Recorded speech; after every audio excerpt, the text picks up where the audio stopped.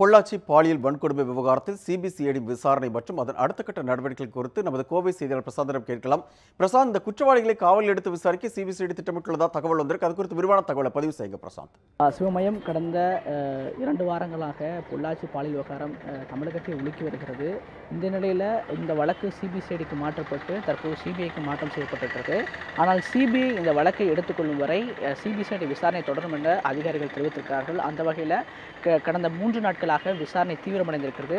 CBCID போலீசார் Nisha Parthiban SP Nisha Parthiban தலைமையில் ஒரு டிஎஸ்பி மற்றும் 5 காவல் ஆய்வாளர்கள் தலைமையில் இந்த விசாரணை 2 குழுக்களாக பிரிந்து விசாரணை நடைபெற்று வருகிறது.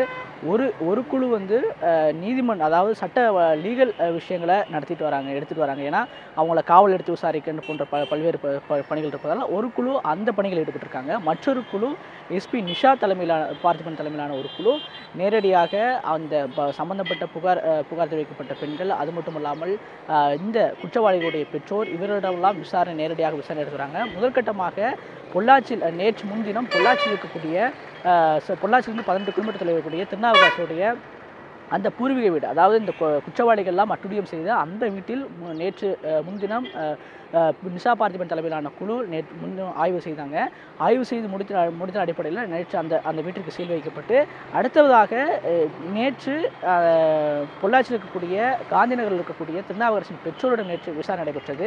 இதுபோன்ற பல்வேறு விசாரணைகள் சிபிஐக்கு மாற்றப்பட்டாலும் கூட தொடர்ந்து சிபிசிஐடி இந்த விசாரணை மாற்றப்பட்ட நிலையில் தொடர்ந்து அடுத்த நாள் முதல் கூட இந்த விசாரணை தீவிரமாக்கி தொடர்ந்து இந்த விசாரணை நடந்து வருகிறது.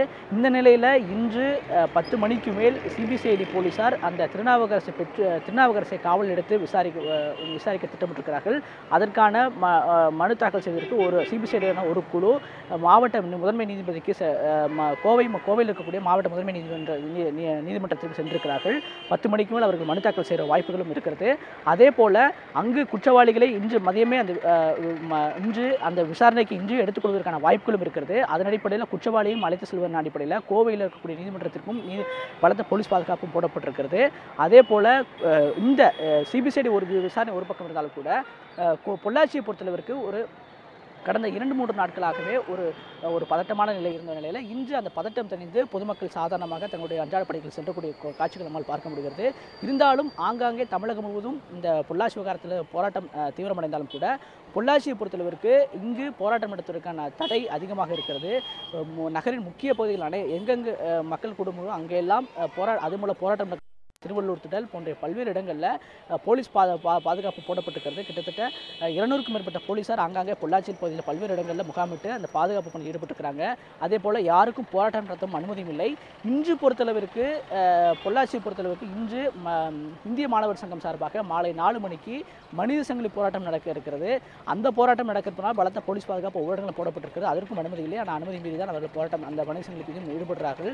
இப்படி தமிழகம் முழுவதும் இந்த மிக கொந்தளிப்பு ஏற்பட்ட பொள்ளாச்சி விவகாரத்தை பொறுத்தளவுக்கு அடுத்த கட்ட நகர்வுகள் தொடர்ந்து நகர்ந்து கொண்டிருக்கிறது. ஒரு பக்கம் விசாரணை, ஒரு பக்கம் அதற்கான தகுந்த போராட்டங்கள் நடைபெற்று வருகிறது. ஏனென்றால் இந்த போராட்டம் இன்னும் நீடிப்பதற்கான காரணம் என்னவென்று பார்த்தால், இந்த பொள்ளாச்சி விவகாரத்தை பொறுத்தளவிற்கு இந்த குற்றம் சாட்ட 4 பேர் மட்டும் குற்றவாளி கிடையாது, இன்னும் பல குற்றவாளிகள் இருக்கிறார்கள். இது சம்பந்தப்பட்டவங்க நிறைய பேர் இருக்கிறார்கள். அவர்களையும் கூடிய விரைவில் அந்த விசாரணைக்கு அவர்களையும் கைது செய்து அவர்களையும் விசாரணை மேற்கொள்ள வேண்டும் என்பது கோரிக்கையும் வலியுறுத்தி தொடர்ந்து பல்வேறு இடங்களில் அந்த போராட்டம் நடைபெற்று வருகிறது. அதற்குத்தான் இந்த சிபிசிஐடிக்கு வழக்கு மாற்றப்பட்டாலும் வழக்கு மாற்றப்பட்டு விசாரணை நடந்தாலும் கூட சிபிஐக்கு மாற்றி தமிழக அரசு அரசாணை வெளியிட்டு அதற்கான ப்ராசஸ் நடந்து கொண்டிருக்கிற சூழலில் மாணவர்களும் அதே போல பல்வேறு இயக்கங்கள் அமைப்புகள் சார்பில் மற்றொரு காரணம், இந்த விவகாரத்தை பொறுத்தளவிற்கு இன்னும் குற்றவாளிகள் நிறைய பேர் இருக்கிறார்கள். அவர்களிலும் இந்த வழக்கில் இணைத்துக் கொண்டு அவர்களை விசாரிக்க வேண்டும். கூடிய விரைவில் விசாரணை நடத்தி அதற்கான உரிய தண்டனை உடனடியாக தருவதற்கான அனைத்து முயற்சிகளையும் அரசு எடுக்க வேண்டும் என்ற அடிப்படையில் அவர்கள் இந்த கோரிக்கை வைக்கிறாங்க. ஏன்னா இது போன்ற ஒரு சம்பவம் இனி நடைபெறாமல் இருப்பதற்கான அனைத்து முயற்சிகளையும் அரசு எடுக்க வேண்டும். அதற்கான ஒரு வலுவான ஒரு சட்ட நடவடிக்கைகளை இந்த அரசு எடுக்க வேண்டும் இந்த விவகாரத்தை பொறுத்தளவிற்கு என்ற கோரிக்கை தான் தொடர்ந்து பல்வேறு இடங்களில் போராட்டம் நடைபெற்று வருகிறது. இந்த நிலையில் பொள்ளாச்சி பொறுத்தளவிற்கு பல்வேறு இடங்களில் போராட்ட அனுமதி மறுக்கப்பட்டிருக்கிறது. இது குறித்து பேசுவதற்காக வழக்கறிஞர் சாஜன் அமர்ந்திருக்கிறார். அவர்களுக்கும் சார் வணக்கம். பொள்ளாச்சி பொறுத்தளவிற்கு இப்போ இயல்பு நிலை திரும்பிடுச்சா? இந்த விவகாரத்தை பொறுத்தளவிற்கு என்ன மாதிரி ஒரு தண்டனை கொடுக்கப்படும் நீங்கள் எதிர்பார்க்குறீங்க? இந்த பொள்ளாச்சி இந்த வழக்கை பொறுத்தளவுலங்க, காவல்துறை ஒரு குறிப்பிட்ட ஒரு குற்றவாளியை காப்பாற்றணுங்கிற நோக்கத்திலே போயிட்டுருக்கு ஆரம்பத்திலேருந்து. ஆரம்பத்திலிருந்து காவல்துறை செய்ய வேண்டிய எந்த பணிகளையுமே செய்யாமல் குற்றவாளிகளும் ஆளுங்கட்சி சம்பந்தப்பட்ட நபர்களை காப்பாற்ற வேண்டும் என்ற எண்ணத்தில் ஒரே நோக்கத்தில் இந்த விசாரணை நோக்கி போய்கொண்டிருக்கிறது. ஆரம்பத்திலேயே இந்த குற்றவாளிகளை போலீஸ் விசாரணையில் எடுத்து விசாரிக்க வேண்டும் என்பதை இந்த காவல்துறை கைவிட்டு விட்டது.